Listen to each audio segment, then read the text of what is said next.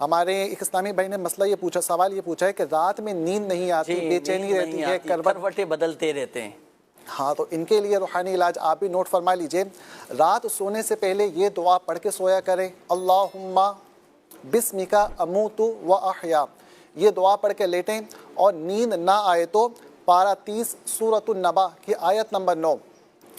وَجَعَلْنَا نَوْمَكُمْ سُبَاتًا، اس آیت کو بار بار پڑھتے رہیں گے، انشاءاللہ الکریم نیند آ جائے گی۔ اچھا، رات کو سونے سے پہلے پڑھنی ہے رات میں جی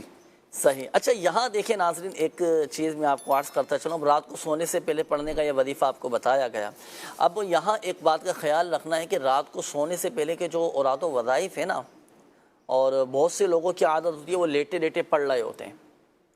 اگر تو پاؤں پھیلے ہوئے ہیں تو یہ بے ادبی ہے۔ بالکل، اگر آپ نے لیٹے لیٹے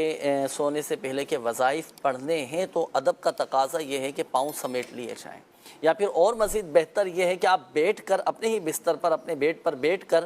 اللہ کرے آپ قبلہ رو بیٹھ جائیں، تو بیٹھ کر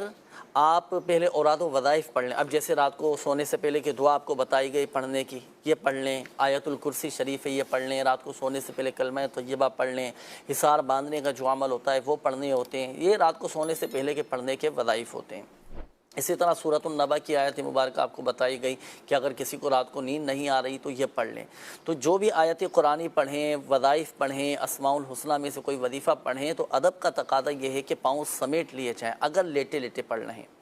اور بہتر طریقہ بھی آپ کو بتا دیا گیا کہ بہتر یہ کہ پہلے آپ بیٹھ کر سارے وظائف پڑھ لیں، اس کے بعد سنت کے مطابق سیدھی کروٹ لیٹ کر آپ سو جائیں، مدینے کی یادوں میں کھو جائیں، ہے نا۔ تو لیٹے لیٹے اگر پڑھیں گے اور پاؤں پھیلے ہوئے ہیں تو پھر یہ بے ادبی ہوگی نا۔ تو اس میں اس چیز کا یہ ضرور خیال رکھیے گا، چاہے سونے سے پہلے کی دعا آپ پڑھ رہے ہوں، آیت الکرسی پڑھ رہے ہوں، کلمہ طیبہ پڑھ رہے ہوں، تو پاؤں سمیٹ لینا ہے، اور مزید بہتر یہ ہے کہ بیٹھ کر آپ پڑھیے۔